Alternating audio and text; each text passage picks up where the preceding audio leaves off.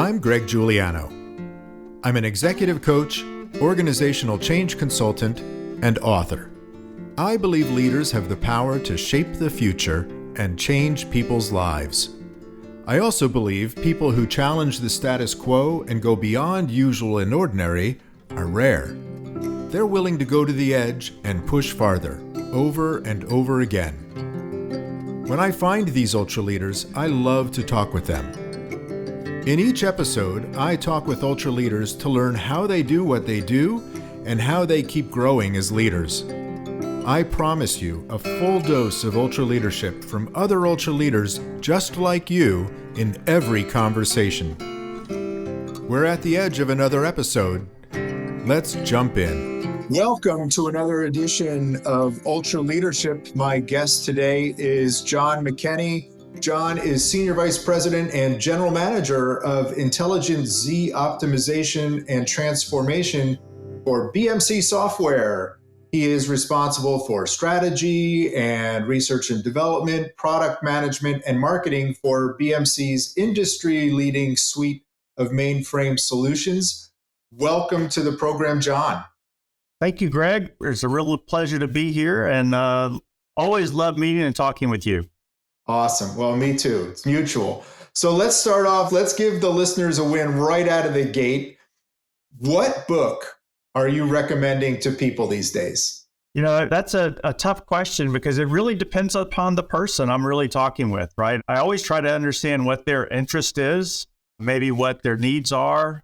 But usually, you know, that falls into two categories. One, we're always talking about leadership. So, of course, you know, it's the next normal is the first thing out of my mouth. Stop. And give me another one. Yeah, and then maybe ultra leadership. But after that, one I like to share is Dare to Lead by Brené Brown. You know, it's been out a while, but there's a lot of really good things in there that we use with our teams that I think a lot of people can benefit from in reading that book. 100%. Love that book. One other one I'll share with you because, you know, as you know, I work with a number of our team members in the sales organization, but really most leaders are always in the business of persuading, right? Persuading, selling, however you want to call it. And a couple of things that I use there. One is maybe a little bit of an older book, but Getting to Yes by Roger Fisher is a pretty good one. And it's really all about listening, which is always good for every leader, and trying to understand interests, right? And it's through that you can kind of get to that yes. That was a mind-opening book when I first read it, you know, many years ago. Awesome. Yeah, no, I love that. I love both of those books. You know, Brené, you know, we're just all chasing her. Her work is amazing, and that is a fabulous, fabulous book. So let's play match game. You and I have played match game before, so fill in the blanks for me, because I like leaders to, and I think you agree with me. If we're leading other people, we need to be very intentional about how we're showing up and the impact that we're having. So fill in the blanks for me. I am a blank leader who helps others blank. Yeah, we have played match game before, right? And so what I aspire to live up to every day is to really be my authentic self. I'm a results-oriented leader that really tries to help and inspire my team to have the biggest impact that they can have. That's what I try to do every day. Yeah, and the results-oriented piece is really powerful, and I think it comes across because, and it ties back to both of the books that you recommend, right? That being able to drop the armor and show up in an authentic way and getting folks to yes, even the folks who work for us, to help them to see, let's get to the result. Absolutely. It's the results that obviously we're all working towards. But you and I know that if you aren't intentional about really getting specific about those results, about really painting done, then it's very easy to have a lot of well-intended individuals and teams, but maybe running off a little bit off of true north in a little bit of a different direction. So that's so important to help people align on that true mission, help them connect the dots, you know, help them see what's possible, and help them focus their efforts so that they can really achieve those great results. Yeah, so it sounds like that takes up a lot of your time. So I'm curious, what does, when you think about your role, what takes up most of your time? Probably a few things, but it would be building the relationships with and around my team and the extended team and customers. So, it's a lot of listening when my team is involved. It's, coaching, it's checking alignment. When I'm not dealing with my team, it's, listening to customers, right? And trying to understand what our customer challenges are and help map how we might help them achieve their outcomes and objectives. But I try to think about my successful interactions as where I learn more than I knew going in, right? I want to try to learn more so that I can help others be more successful. Well, and you're right. So I'd like to maybe go explore that a little bit more in terms of building relationships. That you talked about that as, taking up a chunk of your time, because you could be inundated with lots of, people want you to look at spreadsheets and slides and, get into the details of their work. But you spend a lot of time on nurturing relationships and just being with people. So tell me a little bit more about that. Yeah, I think it's when you think about what makes teams successful, I think there's one word that I always think about, and that word is trust. There's a lot of strong trust within really successful teams, right? The team members, extend trust to others, and they're very trustworthy.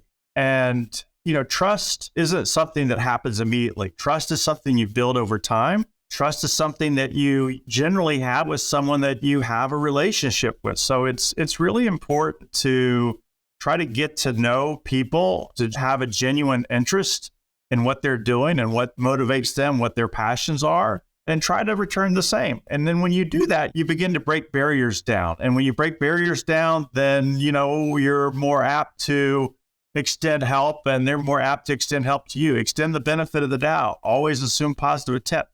All of those things are really positive things that help build trust in an organization. When you have trust in an organization, then you really can have some really phenomenal breakthrough results because you're really working more cohesively as a team. So I genuinely like people, so that's part of it. But, there's the business motive. It really helps us be more effective as leaders and more effective as members of a team. Yeah, so it's beautiful, right? So focus time on building relationships in order to build trust so that when things are moving at a clip, and I might be accidentally triggered by something somebody else does, I can remind myself to assume positive intent because I know them and I trust them, right? And so I don't make them out to be the bad guy. I can, talk myself off the ledge. Yeah, absolutely. I mean, that's always what about, because we're going to run into some challenging situations and that, hey, this person, I know them, right? I know Greg is a good person, and I know Greg doesn't wake up in the morning trying to make my life miserable. Greg wants to help me out, so I know he's going to work with me on this one. 100%. So what's the worst leadership advice you've ever heard? Oh, boy. I think it was something along the lines of don't ask why, keep your head down and do what you're told and make sure your team's doing the same thing. Right? Oh, it's like, what? Oh, my gosh. I didn't stay working for that individual very long, right? But no, I did hear that. Now, that fortunately was many years ago, right? It was a different time and a different place. But yeah, that was probably the worst advice I Oh my gosh, who says that anymore? Keep your head down, do what you're told. Oh my gosh. Yeah, that's pretty bad. Yeah, that's definitely not the way that you lead, my friend. So you're a learner, you're always learning something. So in the last 60 days, what's the biggest aha you've had? It's probably one that you and I've talked about before. And I think this was from one of Brene Brown's books, but it's that, painting done is hard. Painting done. And what we mean by that, if someone hasn't read Brene Brown, is being really specific and precise about what a successful outcome looks like. It's not how we do it, but how would we judge that we're successful at the end of this project? But painting done is hard. It takes some time, but man, does it save time at the end, right? It really ensures that you can really empower a team or an individual to be able to run and be creative and to achieve success. But if you don't take that time and get alignment on what that successful outcome is, they may spend a lot of time, if you're not in there with them, and just be running in a direction that's a little bit counter to what you really wanted.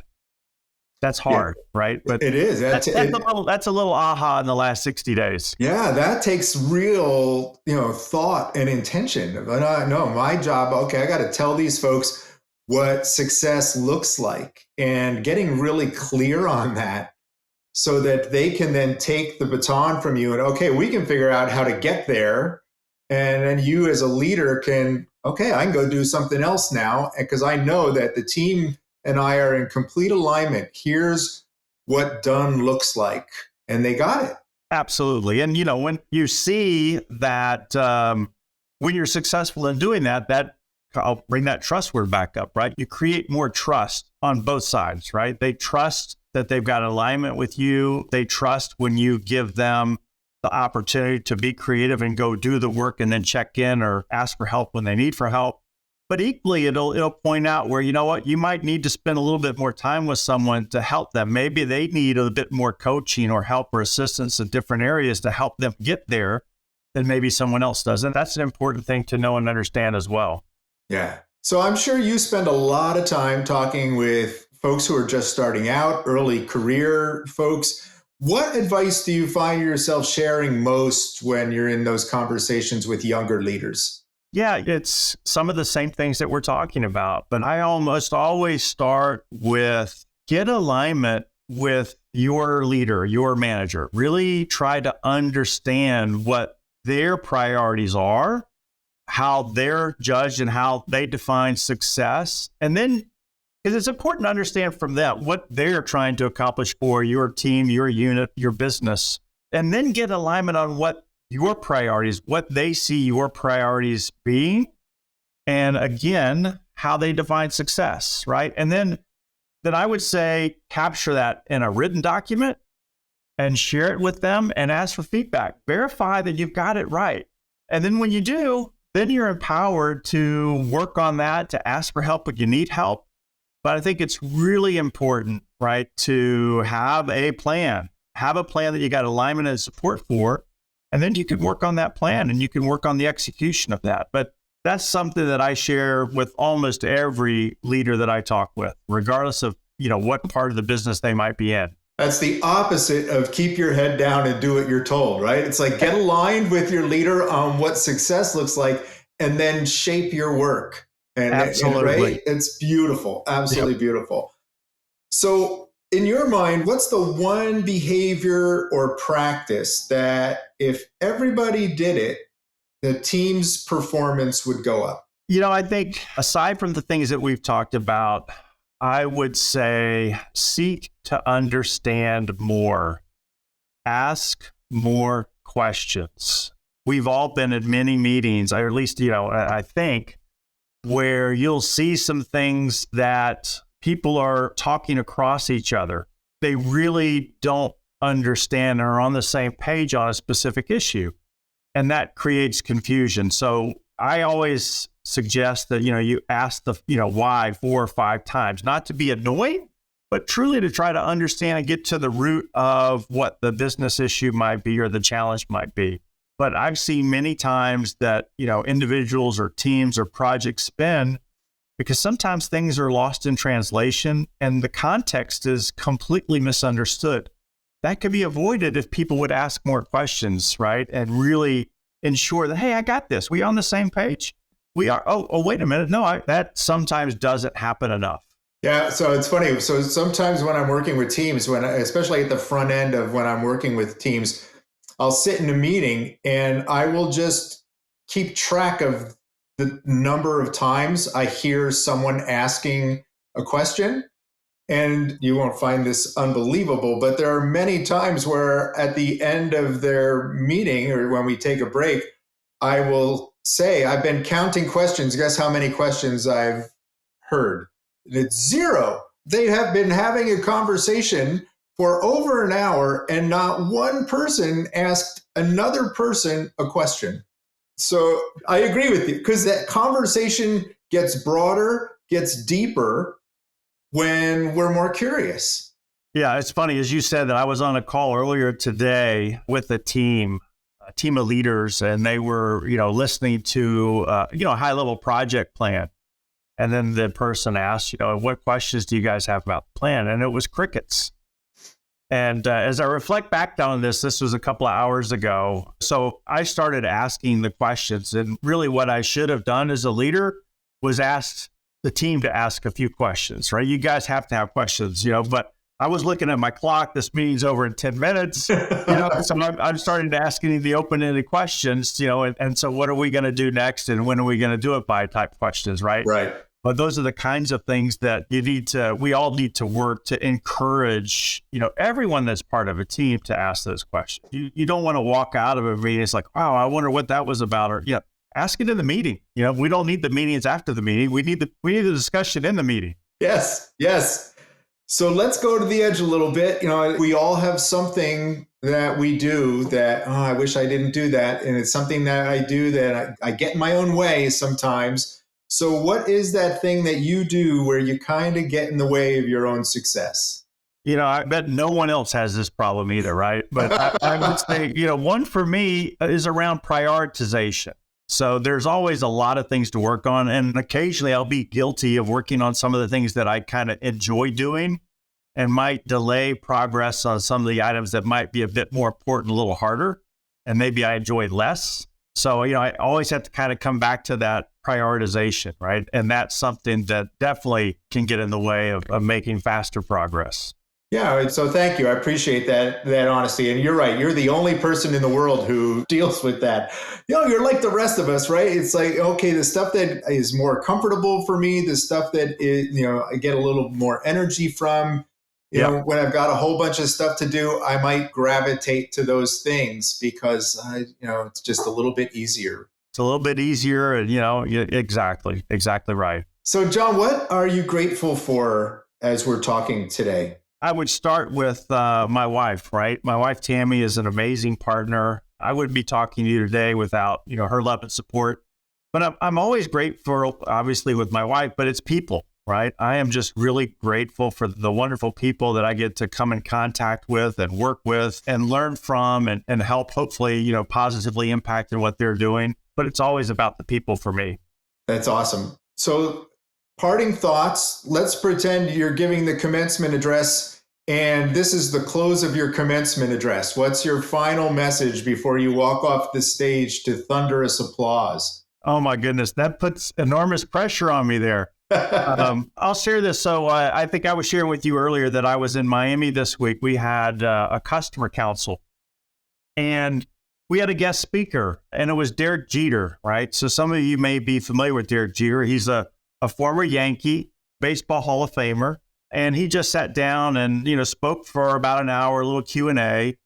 And, if you don't know Derek, but by most any measure, he's been a very successful person often on the field, right? And some of the things that he said, funny enough, they just connect back with what we've been talking about. But I'll paraphrase what Derek was saying. But one of the things he said was, for him, everything starts with people and relationships. People and relationships. You think about the strongest teams, it was about the people and the relationships and the trust they had with each other. The other thing that he said was, he really values diversity and he really works hard to find and work with people that he can build trust with. Right? That's one of the keys to his success. The other things that he said was, know what you know, but more importantly, know what you don't know and get some help.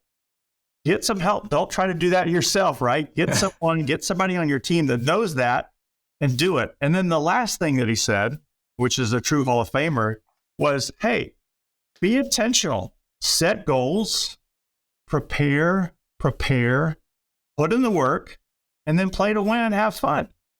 That was kind of his message. And it was just like, I can see why this guy's been so darn successful, right? It's easy to say, but it's hard to do. But when you approach it in that way, you're like Derek, you can see it's a lot of fun and he looks like he's enjoying life after baseball. Thanks, John. When you are living that and you are leading from that place. So I appreciate you sharing that. If you're enjoying Ultra Leadership, please take a minute and give us a review wherever you find your podcasts. And please stay in touch. Sign up for our Ultra Leadership newsletter at ultraleadership.com. Now, before you jump to your next meeting, I invite you to reflect on what you heard today. What stood out for you? What insight might you want to incorporate into your leadership practice? Until next time, remember, as a leader, you always have the power to shape the future and change lives. So go to the edge and push farther. Thanks for listening.